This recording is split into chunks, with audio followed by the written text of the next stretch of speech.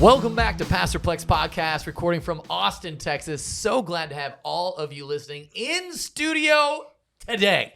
We have Pastor Joseph Aiken III. How are you, sir? I'm doing well, thank you. Man, so glad that you're here. You look, that smile just radiates. I appreciate that. Yeah. And we also have SOC, Straight Outta Compton, back again. So excited for her. How are you doing? Great. I was just thinking we should have like applause sound notes, like, wow. You need a button. That's good. Right. So SOC was telling us earlier that she had a breakdown today. So let's talk about it. Yeah. So SOC is for Straight Outta Compton, just in case, because people are like, what is that? I'm going to have to go to Urban Dictionary and figure this out. Because her last name is Compton. Yes. And that's my favorite joke. My husband hates it. And I love it. I every time I say Heather's name in my head, I say Straight Outta. And so now I'm just going to go with SOC. So if you're not old school, you won't understand that that's like an Ice Cube song. So it's called Straight Outta Compton. Do not go to YouTube and look that up because it is very secular. Just letting you know. As everybody goes to it's YouTube so and looks it up. Right.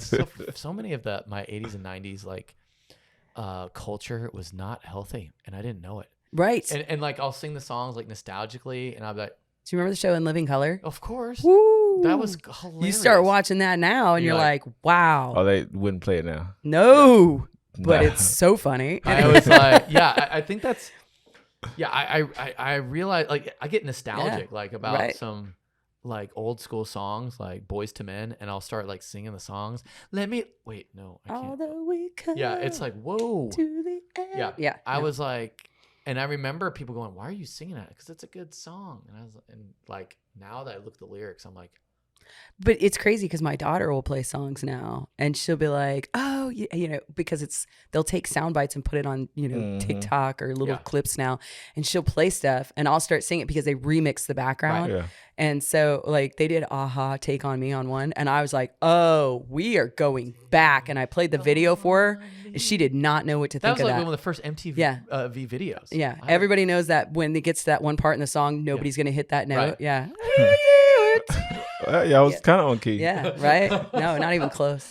But anyway, All right. so back SOC, to back to you. back to so you had a breakdown today. yeah. Like, what is? I didn't know Christians had breakdowns. Oh, I do all the time. It's fantastic. I love it. It's great. I feel like tell Nacho us- Libre. Okay. It's great. I love it. I love it. So I feel like that goes with one of your tattoos. The Talitha Kum. No, the one over here of the Which one? The I've got girl so. with the, with the split. Yeah. Yeah, the split. Mental illness. Yeah. Yeah. Let's talk about that. Okay. That's fun. That would explain a lot of breakdowns. No. No, I actually, long story short, I've been diagnosed a long time ago. Mental illness does run in my family. And so I was diagnosed with anxiety and depression, air quotes, diagnosed. So, again, biblically, you could go down a rabbit hole with that where people say, oh, you shouldn't have to take medication because if you believe that God heals you. And I've heard that. And I've heard, take medication because that's what it's there for. And I personally, I do have a prescription. I do not take it. Unless so the breakdown happens. Unless well, if it's really, really, really bad, and that's a lot is identifying your triggers and being very self-aware of what is going to set you off. And so some people don't take the time to learn that, and I have. So I can just be dehydrated, and that will lead to anxiety, which then can lead to a spin out.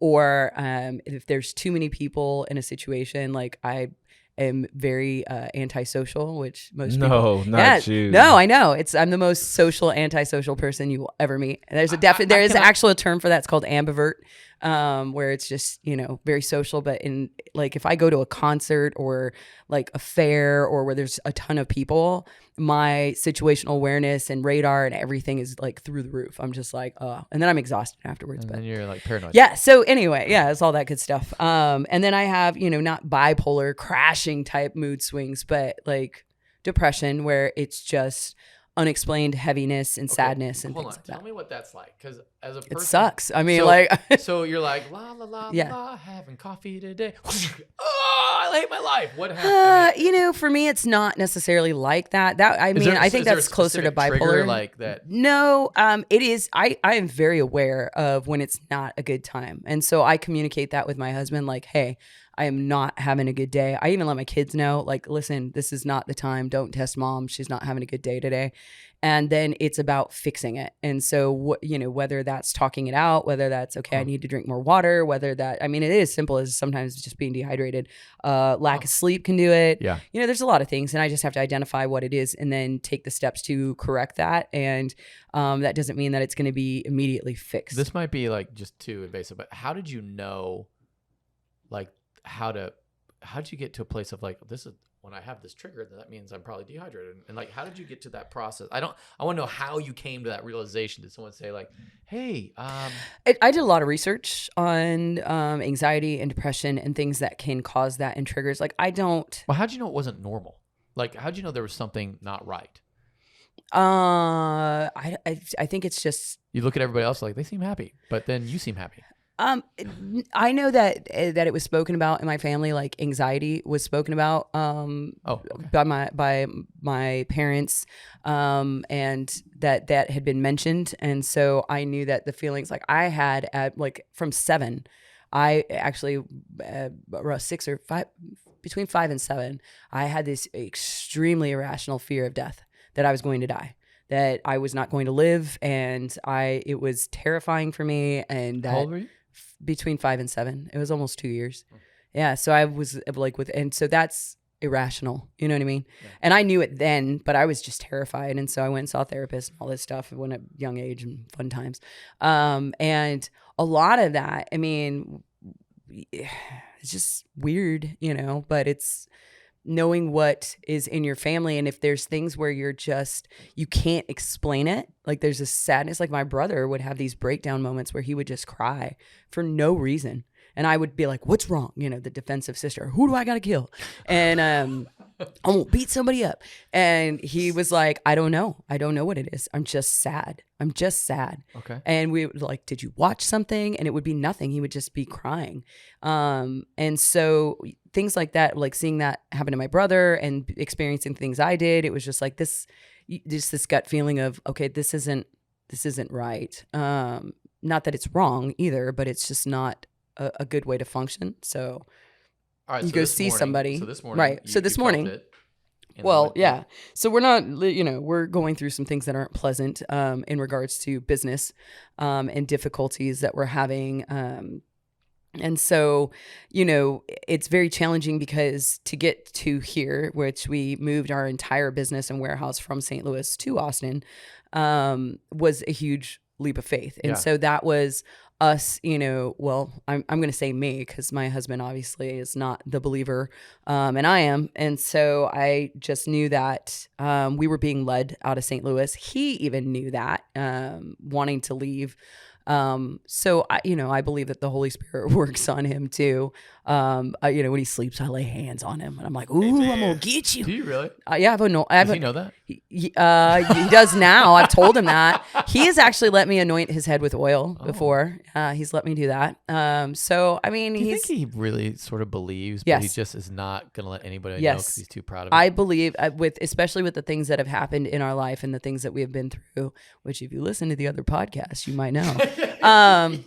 Spoiler alert.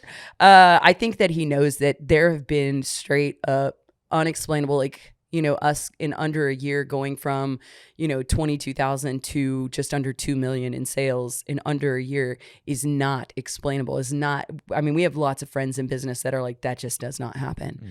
And I'm talking like high $1 billion business friends that are like, that didn't even happen to us. Like, we don't even know how you did that. So I think he knows that there's supernatural in it. And I'm talking God supernatural. So there are times where, laid out the golden fleece per se and just said, all right, God, if you want us to be here, then this has to happen.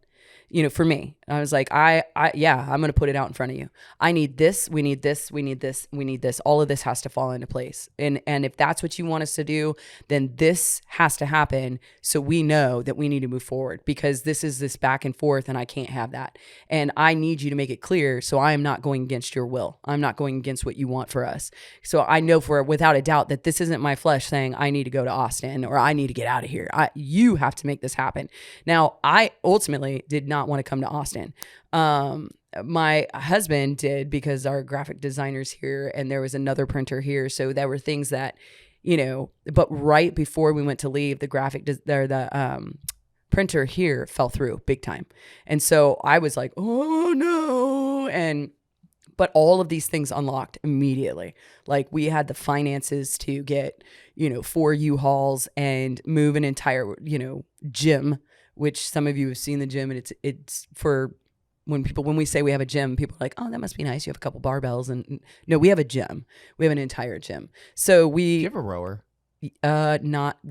We do like actual heavy gym stuff. Okay, we don't do like the wussy stuff. Yeah. Cardio. What's cardio? Cardio. What? We have an elliptical. That's about it. Everything else elliptical. Like an elliptical is manly. That's mine. That's mine. Okay, fair enough. Yeah, right. no, Brian. Listen, if you see Brian on that, there's a problem. So if my husband is on elliptical, I'll be like, "Are you feeling okay?" Yeah. All right, sorry. Go ahead. It's like 2 steps, and he's like, "Yeah." So Hey, don't talk about Brian. I know we don't talk about Brian. Oh, No. So to move an entire gym, and have that moved and everything else, things just opened up, and it was again supernatural type things that opened up for us to move. So I knew that was God bringing us here. Shortly after, and then of course, the funny thing was the truck that had the gym couldn't make it back to our warehouse, which is right behind the church here. So it's like, I don't know what, maybe not even what would you call that? A block away? Not even a block away from here. Not even a block away. But the truck with the gym could not get there. So we had to park the truck right next to the Live for More Center here at the church, and then pull a U-Haul up to the big diesel truck, and then unload the truck into the U-Haul and drive the U-Haul down to the business and unload it in the dock, that we have there. But the funny part of that was my twin brother was helping unload, and air quotes. Yeah. Helping, right. Well, that's another story. I hope he's not listening. So his helping was looking over and going, hey, this looks like a church. And then him going, hey, my people, because he's a pastor. So he was like, pastors, people, church people. And immediately he's like, I found your church. And I'm like, bro, we've been here 2 days. Slow your roll, And you wasn't even down here yet. No, we were. I was. Oh, you was? I was at the house with the kids. Okay. Yeah, trying to unpack the house, and so he was like, I found your church," and I was almost insulted at the time because we had just come from a church. What? Like we're just center church? No. The church that we had been at we were there for 6 years, and so it was not necessarily a good disconnect from that. So it was hurtful, and so we were still dealing with. Almost like cutting off from your friends and the hurt from that. And it was like, here's a new puppy. And we weren't ready for that. Yeah. I wasn't ready for that. And so he was stoked and jazzed, which almost made me angrier because I knew that was God, like, hey, this is where you need to be. And I'm like, stop it right now. Is your brother, what kind of pastor is he? Like a lead pastor, associate pastor? What's he do? I would say he's an associate, more of associate pastor. But he does the youth. So he leads the youth at his church. He also does a young adults ministry there. He leads that. And it's very similar. I'm sure you guys will feel it. He does the production also. And when the lead pastors are out, he will do the message there. Fine. So he just doesn't do worship. That's about it. Okay. Jack of all trades. Right. So he was like, you got to meet these people. And so I came in, I think a couple days later, and that's when I was like, oh, okay. But anyway, all these doors opened for us to be down here, and things were going really well when we started, and then we just had a crash. So where we advertised primarily was on Facebook, right. And that it definitely works for you. It did. It did, air quotes, until Facebook shut us out. So we had been shut down. So one of the things that's scarier to anybody than anything else is ideology, and that's terrifying for a lot of people. Uh-huh. So it's just like toxic masculinity, and people are like, you're a lifestyle brand, right? Sorry, gosh, I'm gonna right, lifestyle brand. Yeah, and so therefore the lifestyle is being manly, or like supporting men being. Awesome. That's part of it, and then also, we're very much about, your constitutional rights and not just that, but the fact that there is a dying culture of like faith and believing that, man and woman marriage and things like that, and a lot of things like that. So, a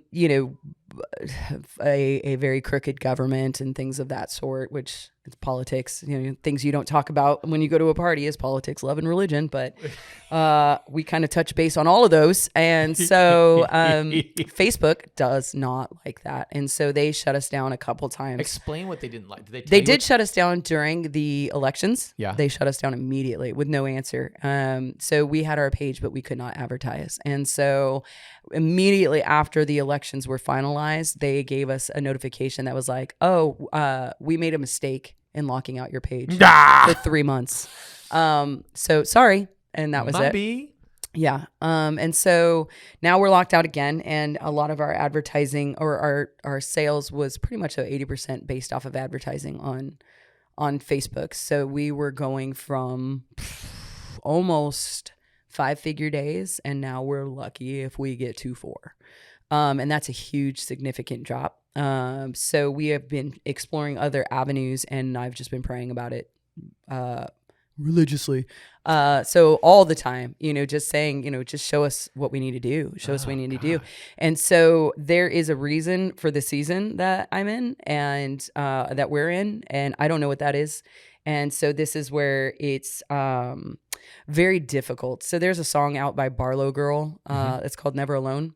And it's just brutal. So I can't even talk about it or I'll get emotional. Tell us about the song. It's just talks about how, I think the lyrics in the very beginning is like, I needed you today, but you weren't there.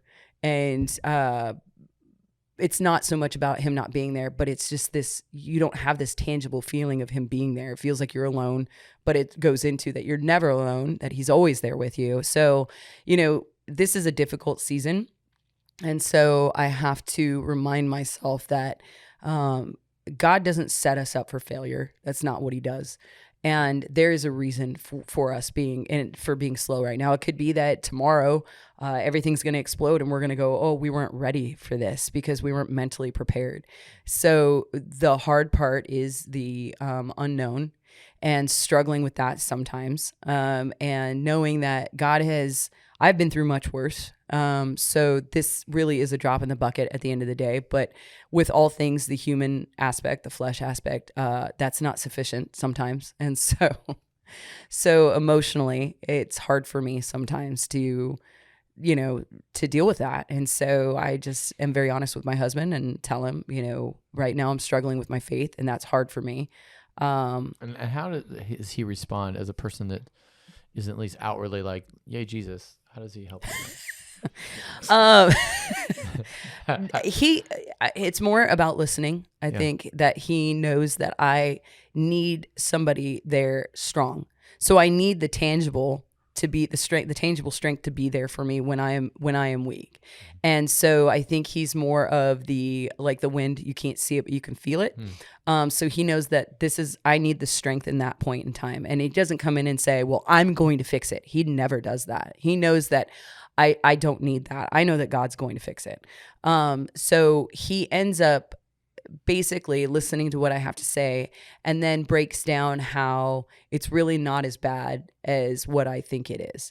And that it's going to be okay. So he just, reaffirms that it's going to be okay. Now, does he go biblical with it? No. Yeah. Okay. But so this morning was like the epitome of it not being okay. For me, yeah. Mm-hmm. And then so the breakdown, and then he kind of was there for you. Yeah. And then did you listen to Barlow Girl? No. Barlow Girl? Nope. I won't do that right now. So I will listen to worship. But there are certain songs that if I feel that if it triggers something for me, I'm not going to put myself in that situation. I need to remain in being strong in the situation of not falling too far into despair, and I need to go more with the faith of reaching out for the hem, and that's what I focus on. So when I read those lyrics of Barlow Girl Never Alone, it really reminds me of Psalm 88. So, are you familiar with Psalm 88? Dude, you know how I am about this. You could start saying it, I'll be like, I know that. So but if you Psalm say 88 is the only negative ending psalm in the Bible. Oh, good. Yeah, that's so great. Here's how it ends. darkness is my only friend. Oh, okay. So yes. Okay. Yeah. No. So like this needs to be on a shirt somewhere. We'll probably make that, right? Just don't tell them until afterward. Yeah. So like if you go with I think the NIV ends with darkness is my only friend. ESV, you have caused my beloved and my friend to shun me. My companions have become darkness. So it's kind of ends in a real depressing state. And there is no like, usually in most Psalms, it's like, I'm crazy and like things are bad, but you're good. You're so good. No, it's like, it's complete bad. Right. It's over. Right. Darkness is my only friend. Shut it down. Right. And I appreciate that. Here's what I appreciate about that is I feel like and there's 150 Psalms. And so one of them being about just being sad, and it's okay to be sad. 100%. And I think sometimes as Christians, we going to go like, you can't be sad.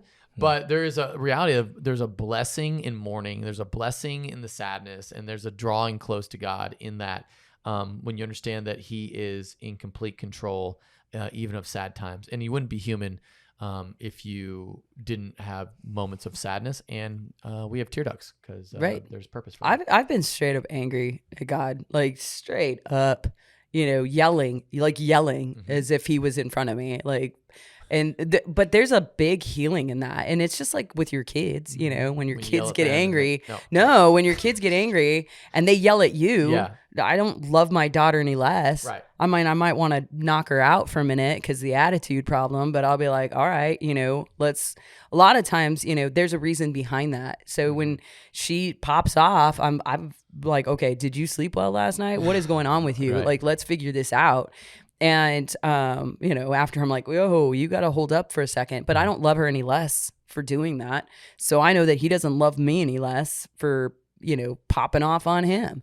And again, it's just, I've done that in my warehouse where I've been pulling orders and I've been crying in my warehouse saying like, where are you? Like, why are you not helping us? I don't understand this right now.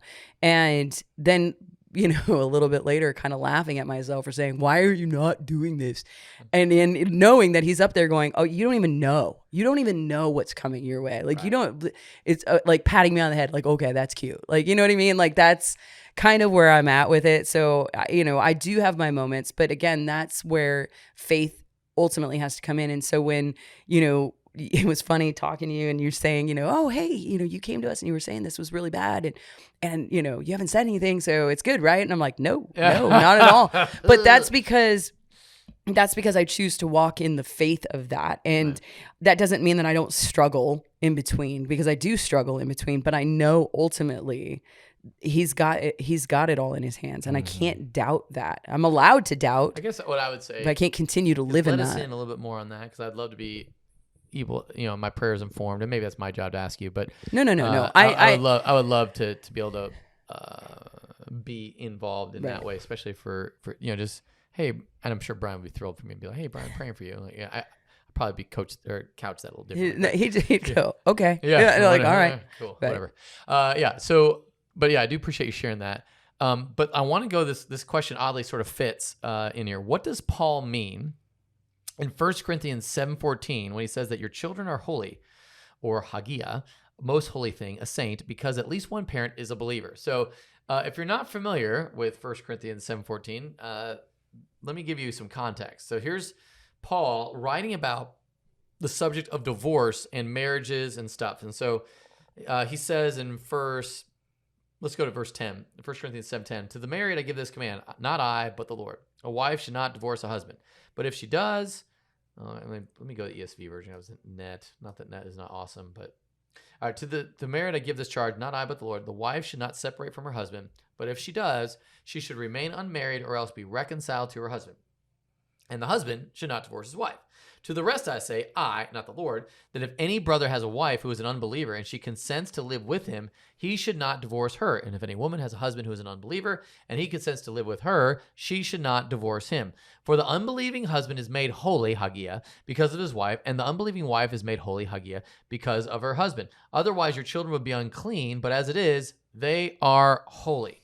Okay, so what does that mean? Have you ever heard that verse before, by the way? Yes. Okay, good. All right. And so, Joseph, any thoughts on that as far as where that comes from specifically, or any kind of? I mean, there's covering when you have a believing spouse in the house. You think Old Testament Rahab, Right. like her faith in God covered her whole house of unbelieving people, and so there's just that covering you have, and this opportunity for the spouse to live holy, to share the gospel with their unbelieving spouse. So there's covering in that. I love where you went back to Rahab, and although Rahab was a single woman, aka prostitute, but whatever, she married a Israelite, which is awesome. But her whole family was brought in. They fear God. They didn't have exact specifics of who God was, but clearly because of how she connected with the Israelites, her whole family was saved. And I think there is something exactly in that sort of lane. I'm going to go with that word. So whenever a non-believer and a believer are married, it's that union. It has the blessing of God in the sense that it's following the design that God has created, and that unbelieving spouse is blessed by the believer just by them being in the marriage. It's a mystical thing that you can't fully wrap your head around, but there is blessing to be had when you are married to a Christian. And so that doesn't mean Christians go off and marry non-believers, so you might be blessings to people. It's like missional marriage. That doesn't really work. But in this life, you do receive a blessing. I don't know if that's not necessarily financial. It doesn't necessarily mean emotional. It doesn't necessarily mean anything. But what it does mean that God is doing something in your life, a covering. I think that's why I love the word covering. There's a covering given to your life and to your marriage that is there because you're willing to live. That seems like a weird way to put it. I'm just using Paul's word. You're willing to live with a believing spouse, even if you're an unbeliever. And so in the same way, the children are holy. And what does that mean? They're set apart. They're being raised up in the Lord. They are receiving that blessing because of the parent. Well, at least one parent is a believer, and so there is a covering over their life that makes them separate, distinct from the rest of culture. Otherwise, there's no difference. Your house has Christ in it. Your house has prayer in it. Your house has. Whenever I've seen believers married to unbelievers, the influence that the believer has is definitely felt in the unbeliever's life, whether they want it to be or not, and they acquiesce to some spiritual Christian things because they do. And so I feel like there is a reality there that might be hard to kind of wrap your head around, of a blessing follows a covering is there. And I think that falls for the children as well. Yeah. So hopefully that answers that question. Any thoughts on that? No. I think you guys covered that one pretty good. All right. Hey, listen, we're wrapping it up for this week. Sweet. I know this is kind of crazy. I do want to apologize to my men's group. Ooh, dun dun dun. I know. I forgot to take home the mugs. That's all right. And so there they were. Yeah. They're now in my car. Right. We had mugs from our business that were not what we expected, in the sense of there was a misprint on them, but it wasn't anything bad. So we had a whole grip of mugs that we couldn't sell because they didn't match up with the design of the shirt that we have. So and I was excited to take them. So all I to had my given men. them, to you for your men's group, and also to Sam for his men's group, because they actually assisted me greatly on Easter. Yeah, they were awesome. Those guys came out and served and helped direct the parking lot. They were amazing.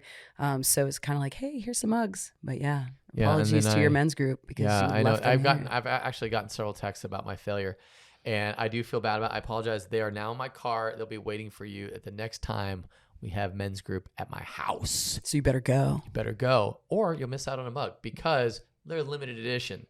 So if there's more than people than we had last time, you might miss out on a mug, and it's first come, first served. For all you latecomers who show up like an hour late, glad you're there. You don't get a mug. All right. Glad to have all of you joining us. Please, if you want to join the conversation, text us at 737-231-0605. Really looking forward to connecting you and really engaging our listening audience from around the world. And so thanks for listening. Have an awesome week of worship.